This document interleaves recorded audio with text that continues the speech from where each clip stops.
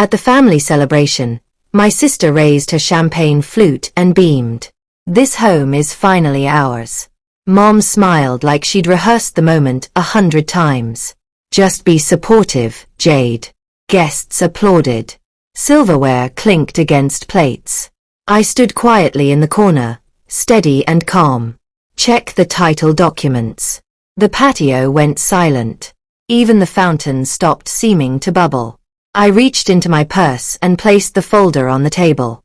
My sister Vanessa tore it open, confidence radiating from every movement, until her voice shattered the stillness. "Foreclosure notice." They thought the shock started there. But the real betrayal, the one that drove me to this moment, began months before anyone lit those patio candles. My name is Jade Morrison, and from the outside, my family probably looked like the kind who had it all figured out. A comfortable home in Colorado, a mother who volunteered at church fundraisers, 2 daughters who smiled in holiday cards. But photographs capture illusions. They never reveal who gets sacrificed so others can shine. Vanessa, my older sister, had always been the sun everything orbited around. Even as children, the household revolved around her desires, her drama, her endless emergencies. If she forgot a school project, Mom pulled all-nighters completing it. If she maxed out her allowance by Tuesday, Mom slipped her 20s just this once until next week. The pattern intensified as we grew. Vanessa's job losses, her mounting debts, her reckless spending, everything got explained away with a weary sigh and a pointed look in my direction.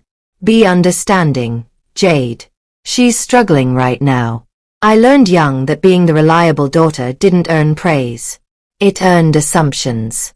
I kept my head down, worked relentlessly, paid my own way, and never created problems. I thought that's what responsible adults did. You carried your own weight. You didn't ask for what you couldn't earn. You didn't become someone else's burden. But Mom treated my independence like a utility, something to access, stretch, or drain whenever Vanessa stumbled again. I still remember the afternoon I gave Mom my old driver's license and social security card to help with insurance paperwork. I trusted her the way daughters do, blindly, instinctively. I didn't realize I'd just handed over the tools to destroy my future. Back then, I lived in a modest apartment near the tech district, carefully saving for a home of my own. Every morning tasted like black coffee and possibility streaming through half-open blinds. I worked grueling hours as a data analyst, navigating spreadsheets, presentations, and impossible deadlines. I was proud of what I'd built, quiet, stable, entirely mine. Mom visited occasionally, usually updating me on Vanessa's latest crisis or asking if I could help out temporarily until things stabilized. I rarely refused. Boundaries weren't something I'd learned to establish. Still, distance grew between us. Not geographical distance. We all lived within 30 minutes of each other, but emotional space. At Sunday brunches, I noticed how Vanessa's eyes inventoried my belongings, my car keys, my laptop bag, as if calculating what I possessed that she deserved more. Mom noticed too, but instead of correcting it, she encouraged it. "Jade, you're doing so well. Don't be stingy." Stingy. That word settled on me like concrete. I didn't argue. I rarely did. Silence felt easier, smoother, less likely to trigger Vanessa's tantrums or Mom's guilt campaigns. But silence accumulates debt. And mine was compounding with interest. I thought our family dysfunction was manageable. Frustrating, occasionally hurtful, but manageable. I had no idea how deep the roots went until the day everything exploded. I first sensed something was catastrophically wrong on a Tuesday morning, the kind where nothing feels remotely dramatic. I'd started late at work, made toast, opened my laptop, and logged into my mortgage lender's portal expecting straightforward approval. My credit was excellent, my savings substantial, and I'd spent years preparing for this milestone. Buying a home wasn't just a goal. It was proof I'd built a life no one could claim credit for except me. So when the screen flashed application denied, my mind rejected it before my eyes could process the words. I reread it, then again. I examined every detail until the explanation crystallized into something cold, existing mortgage obligation under applicant's name. A mortgage I didn't have. One I'd never applied for. I called the lender immediately, pacing my apartment's length while a representative accessed my file. Her tone shifted, polite but cautious. "There's an existing mortgage linked to your identity," she explained. "Executed 18 months ago." My stomach plummeted. "Executed by whom?" I managed. "By you, ma'am. According to our records." I felt the floor tilt beneath me like a ship in rough water. When she read the property address aloud, a house in Highlands Ranch, the suburb where Mom and Vanessa lived, I gripped the kitchen counter to stay upright. For a moment, the rushing sound in my ears drowned out everything else. I requested copies of the signature documents, forced my voice to sound steady, then disconnected. The email arrived within minutes.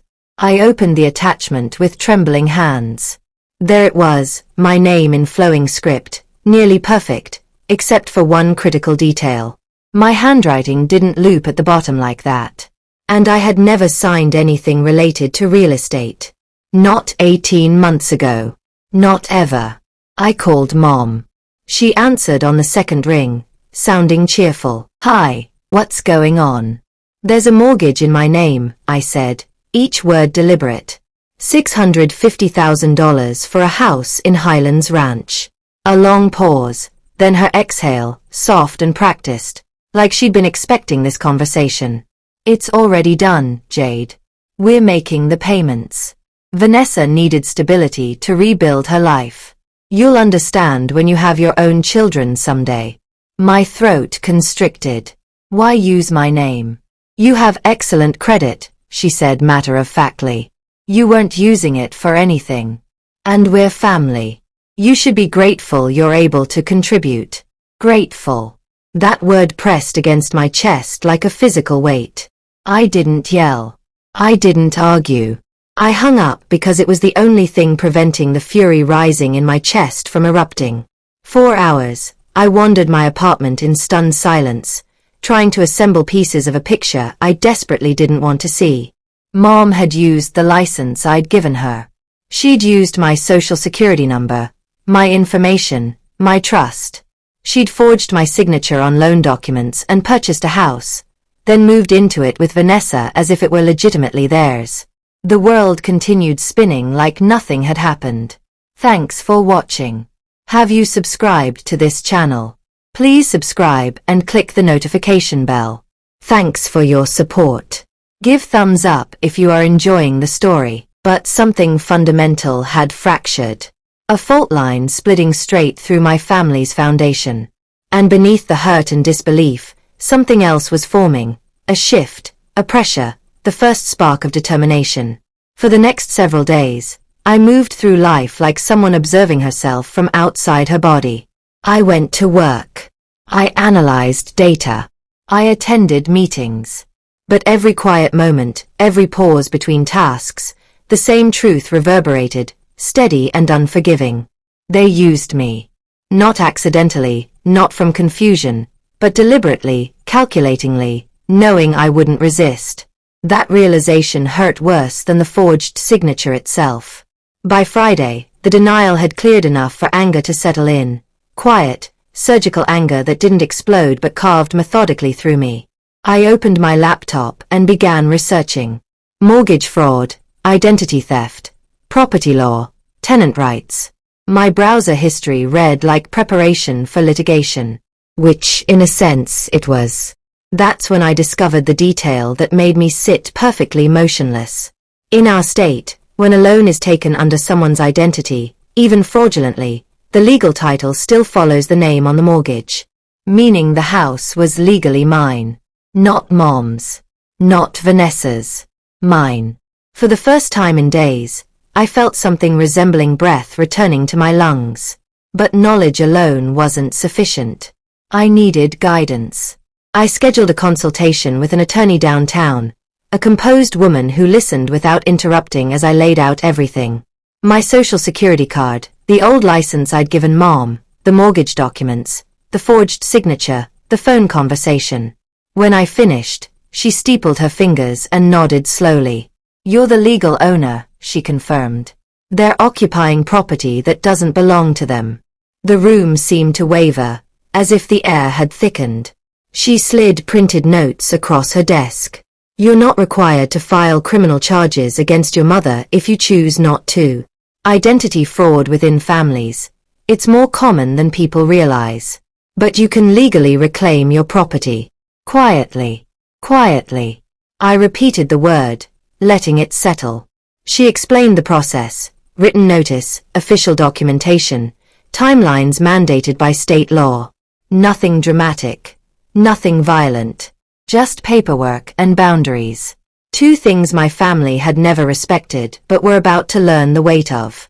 When I left her office, sunlight hit my face like unexpected absolution. For the first time since the lender's call, I felt in control. Not vindictive, not raging, just steady. That weekend, I drove to the neighborhood in Highlands Ranch where the house stood. I didn't park in the driveway. I stopped at the curb, engine silent, hands gripping the steering wheel. Through the front window, I watched Vanessa moving through the living room like she owned the place, barefoot, laughing into her phone, tossing a throw pillow onto furniture I'd unknowingly financed.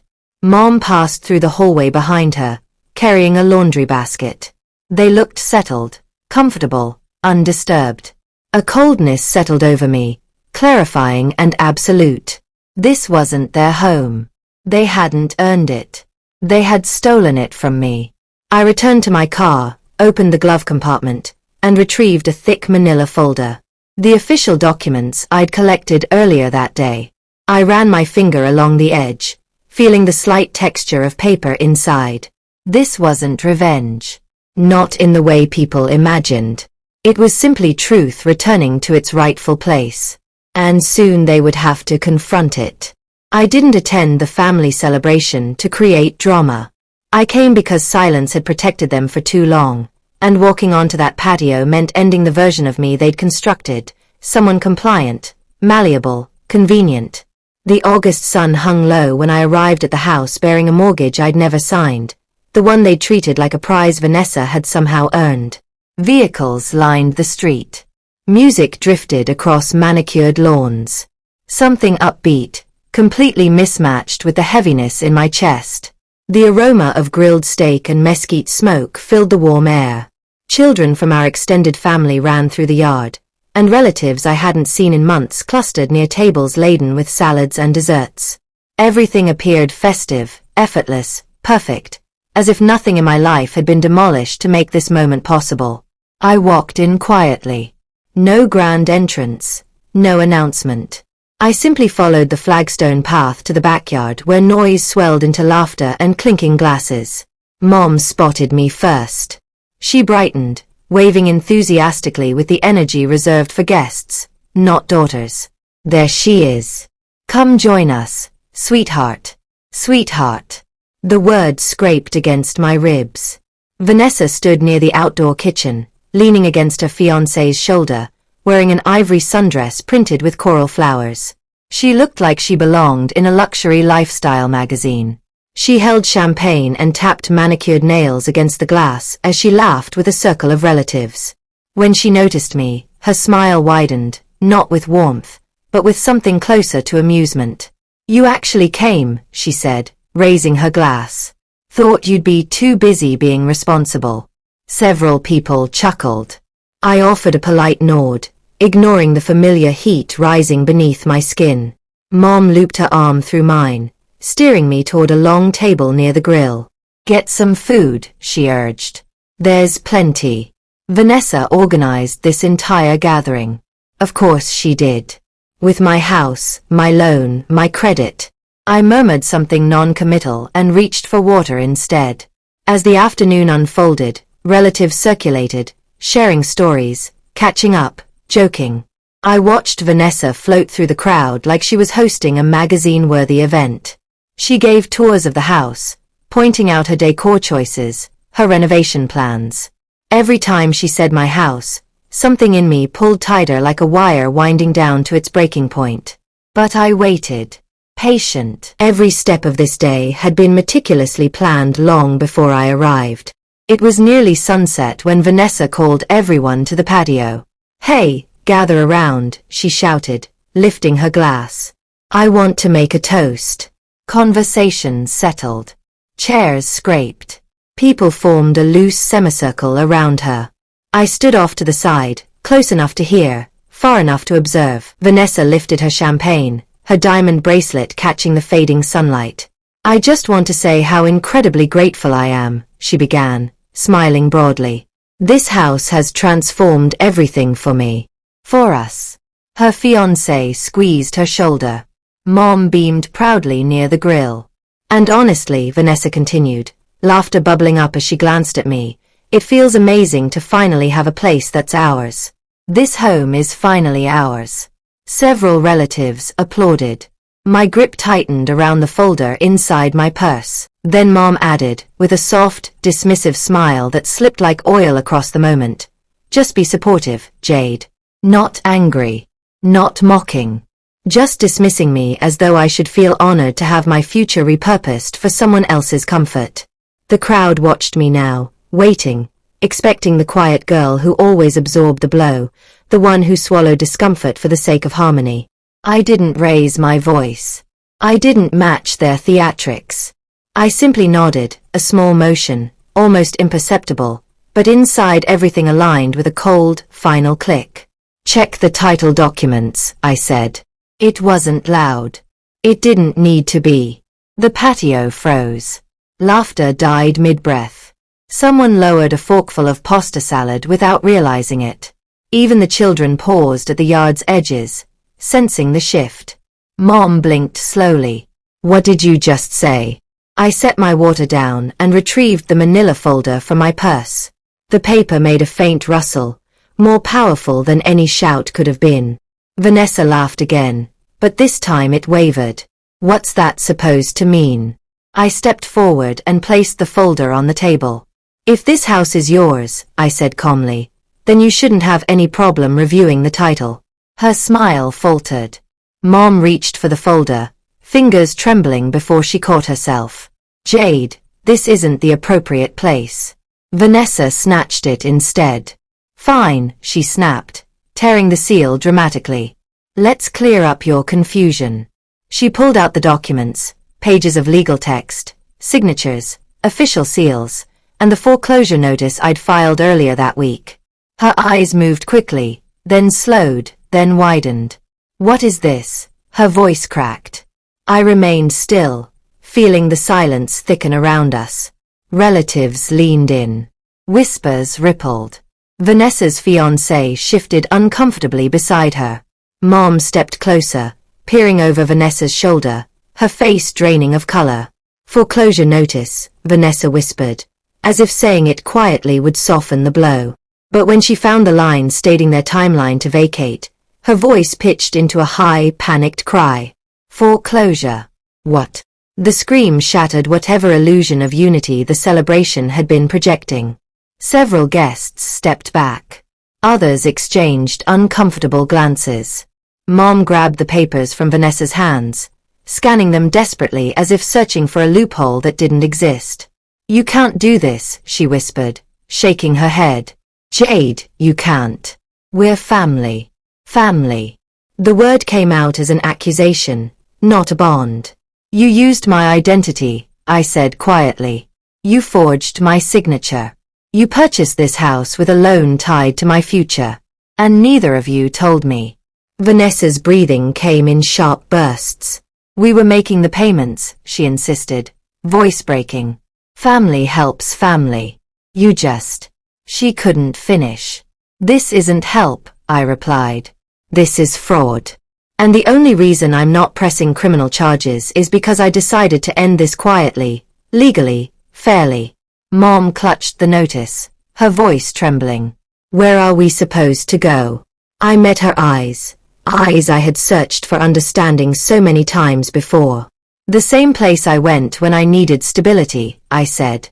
"Somewhere you create for yourselves." A distant car alarm sounded. A guest cleared their throat. The grill hissed its final flare before dying down. Vanessa sank into a chair, shaking. Her fiancé tried to comfort her, but she pushed him away, still flipping through pages as if willing them to change. Mom looked at me, her face caught between disbelief and grief. You ambushed us. You ambushed me 18 months ago, I said. I'm just returning the truth to its rightful place. The sun dipped fully behind the fence, casting the yard into dusky twilight. Relatives drifted away, murmuring excuses, uncertain which side to take. I didn't stay longer than necessary. I didn't savor the moment or wait for apologies. I turned, walked down the flagstone path, and stepped back into the cool evening air beyond the yard. Behind me, voices rose. Panic, anger, denial. But none of it reached me the way it used to. Justice wasn't loud. It was steady. And I had finally learned how to hold it. The days after the celebration felt strangely quiet, as if the world had shifted slightly and I was still adjusting to the new equilibrium. I didn't check in on Mom or Vanessa. I didn't track the timeline. The process was already in motion, officially documented, and no longer mine to emotionally carry. All I could do was let consequences unfold as they were meant to. Within a week, I received confirmation that the notice had been acknowledged. 2 weeks later, I drove past the house on my way to the grocery store. Their vehicles were still there, curtains drawn tight. But the place looked different, diminished somehow, less like a home and more like a monument to everything I'd tolerated for too long. I didn't slow down. By the 3rd week, the house was empty. The driveway cleared, the windows bare. A real estate sign stood in the yard, bright red against green grass. I parked for the first time since everything broke open and walked toward the porch. No memories here were truly mine, but for the first time, the space felt honest. No secrets, no manipulation, no entitlement lingering in the air. Selling it was easier than I expected. The funds cleared quickly. I paid off the fraudulent mortgage, closed the account, and used the remainder as a down payment for a townhouse on the other side of the city. It wasn't grand or showy, but it was mine, earned, not stolen. On my first night there, I stood by the window with herbal tea, watching city lights flicker against the glass. For the first time in months, my shoulders relaxed, my breathing deepened, and the quiet didn't feel like fear. It felt like freedom. In the weeks that followed, I didn't hear from Mom or Vanessa. Maybe they were angry, maybe ashamed, maybe still insisting they were victims. But their silence didn't sting the way it once had. I had reclaimed something larger than a house. I had reclaimed myself. And if you've ever had to extract yourself from a family's shadow, you know that kind of victory is quiet but life-changing. What would you have done differently? The people who love you will not humiliate you for any reason. If you have had to walk away from a toxic family. If you have been publicly humiliated but things dramatically turned to your favor. Share your story in the comments section below. Share your thoughts.